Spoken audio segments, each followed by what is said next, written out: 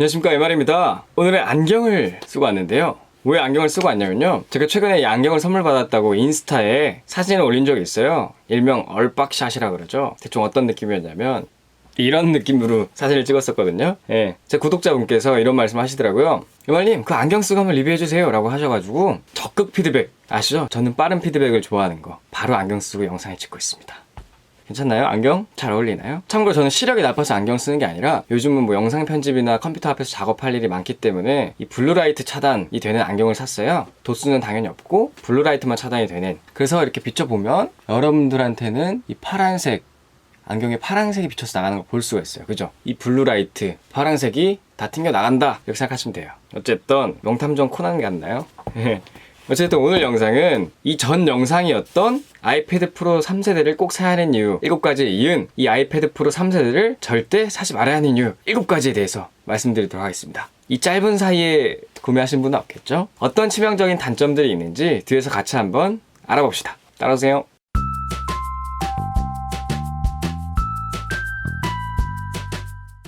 자, 바로 들어가겠습니다. 첫 번째는 뭐냐?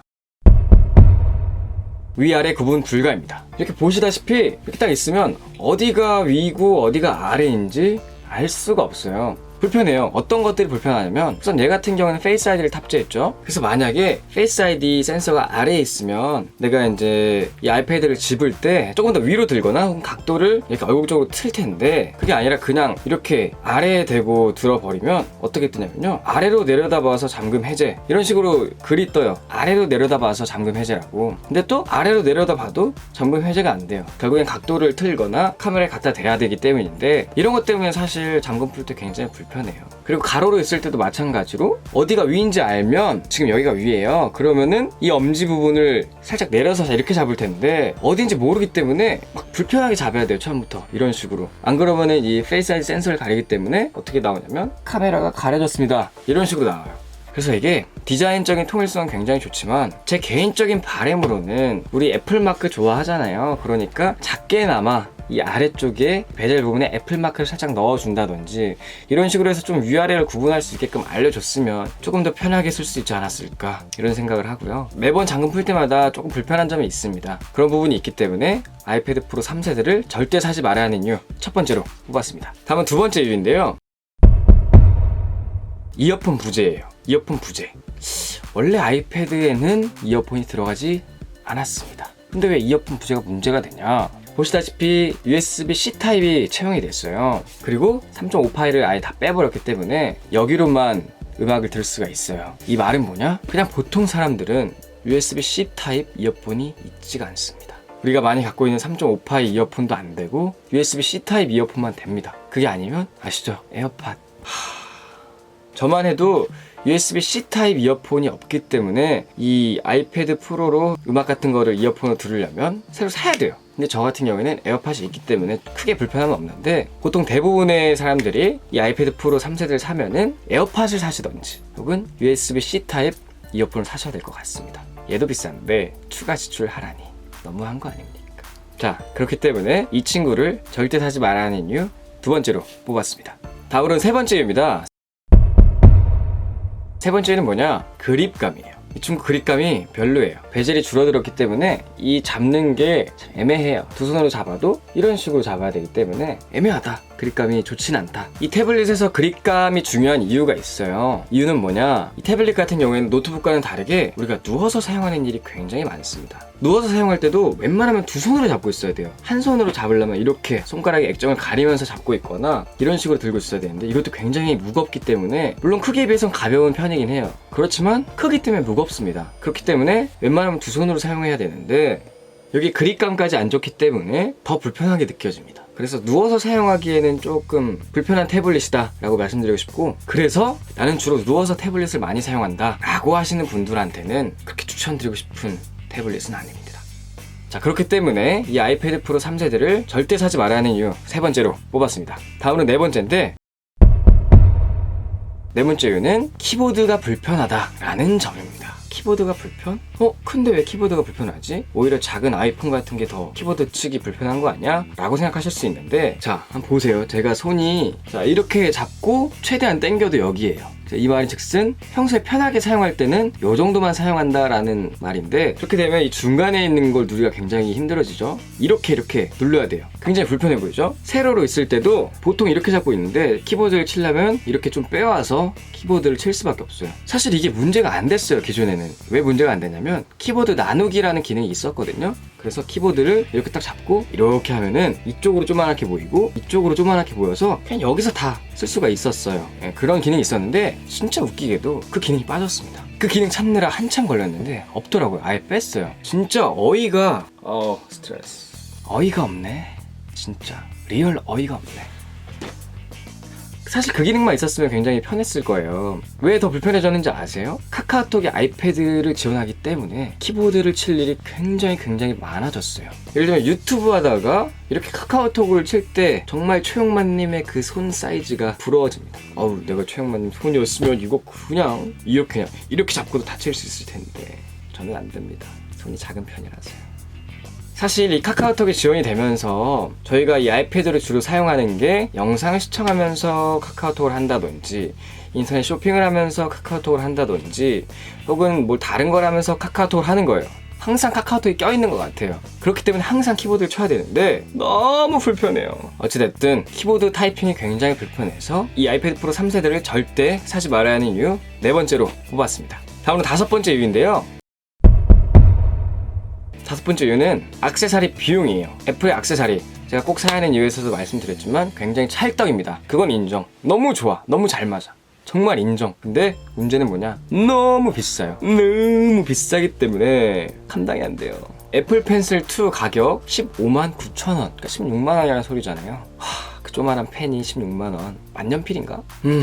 제 생각엔 그냥 애플이가 정신이가 나가버렸다. 정신이가 나가버린 것 같아요. 이 가격 책정하는 사람 한번 나와보라 그래요. 그리고 나서 이 가격 책정하는 사람 이 손목 한 대 떼실 분 줄 서세요 하면은 한 지구 한 바퀴 두르지 않을까요?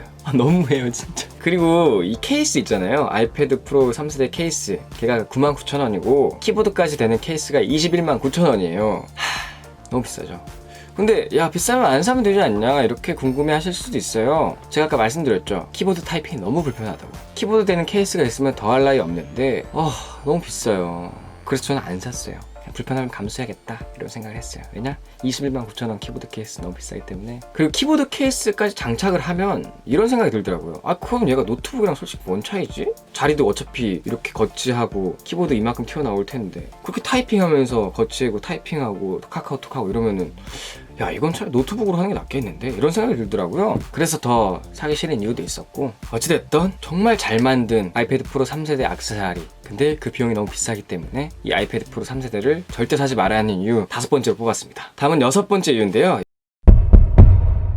사실 제 4번째 이유부터 계속 일맥상통하는 내용이거든요. 4번째, 키보드 치기 불편해. 그래서 액세서리가 필요한데 액세서리가 너무 비싸. 근데 이 그냥 아이패드 프로 자체가 비싸. 그렇습니다. 6번째 이유는 가격인데 그냥 얘 자체가 비쌉니다. 앞서 말씀드렸다시피 액세서리가 그렇게 비싼데 본체는 얼마나 비싸겠습니까? 얘가 가장 싼 모델인데도 불구하고 99만원이에요. 그러니까 100만원이라는 소리니까 진짜 100만원? 너무한다. 가장 싼 모델이 100만원인데 가장 비싼 모델은 얼마일까요? 가장 비싼 모델은 247만9천원입니다. 턱 빠질까봐. 진짜 애플 제품들 너무 비싸졌어요.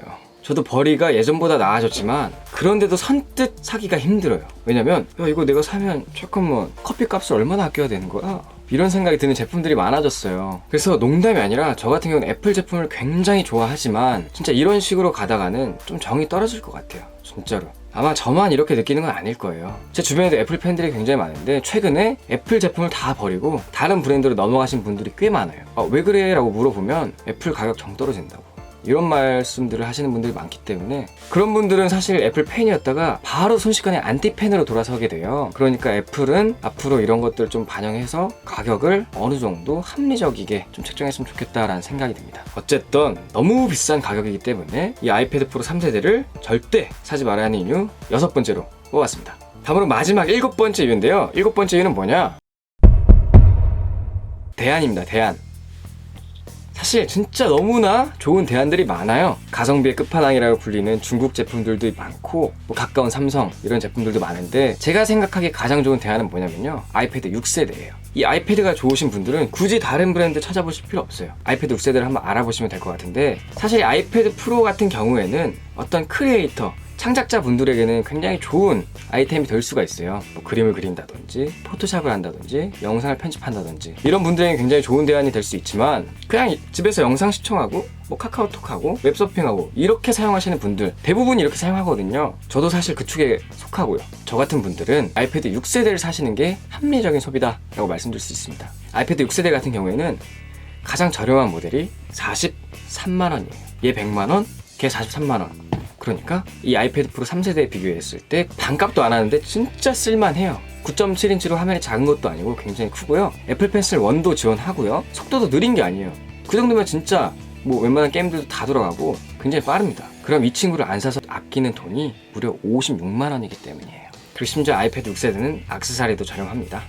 그래서 이렇게 좋은 대안이 있기 때문에 이 아이패드 프로 3세대를 절대 사지 말아야 하는 이유 7번째로 뽑았습니다. 자, 이렇게 해서 오늘 영상은 끝이고요. 이전 영상인 아이패드 프로 3세대를 꼭 사야 하는 이유 7가지, 그리고 지금 영상인 아이패드 프로 3세대를 절대 사지 말아야 하는 이유 7가지, 이걸 잘 비교해보시고 본인의 비중이 더 큰 쪽 혹은 마음이 더 쏠리는 쪽을 선택하시면 그게 바로 합리적인 소비다 라고 말씀드릴 수 있겠습니다. 제가 항상 여러분들한테 말씀드리는 건 합리적인 소비를 함께 하자 라는 거니까요. 저와 같이 앞으로도 합리적인 소비를 같이 해나갔으면 좋겠습니다.